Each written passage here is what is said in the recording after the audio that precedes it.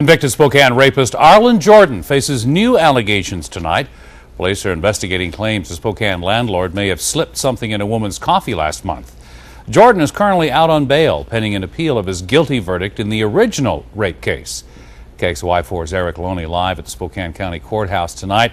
You spoke with a woman that Jordin was convicted of raping, and she can't believe that this could happen again. Yeah, she told us one of the main reasons she came forward and had the courage to call police was to keep Arlin Jordin from reoffending. And she says she's just sickened by the news that he may have put something in another woman's drink who came to him looking for an apartment. Shocked, disgusted, angry. Arlin Jordin's victim used strong language to describe how she felt when she heard Jordin may have drugged another unsuspecting woman. It's pretty disturbing. She asked us not to use her name or show her face to protect her identity. Last summer, a jury found Jordin guilty of a rape and sentenced him to almost 9 years in prison.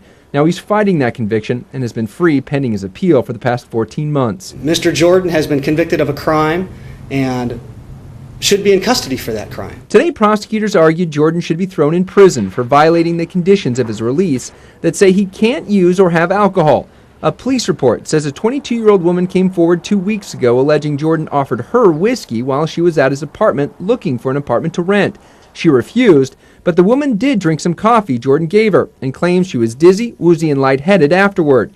She said Jordin grabbed her, hugged her, and then kissed her on the cheek as she left his apartment. Within hours after this allegation coming up, the Department of Corrections searched Mr. Jordin's home and no alcohol was found. Today, the judge denied prosecutors' request to put Jordin in prison, instead placing him under house arrest until a hearing next week. He denied the accusations as he walked out of court. It's not true. More than a dozen women have come forward claiming Jordin drugged their drinks in the past. I'm really not surprised. I'm saddened that it's happened. This victim worried it would happen again. He's a predator that I fully expected that he would attempt to do something again if he was given too much freedom.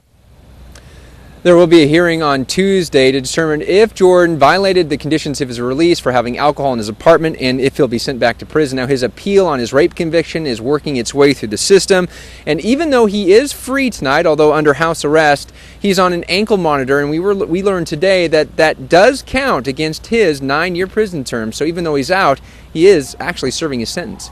Reporting live, Erik, KXY4.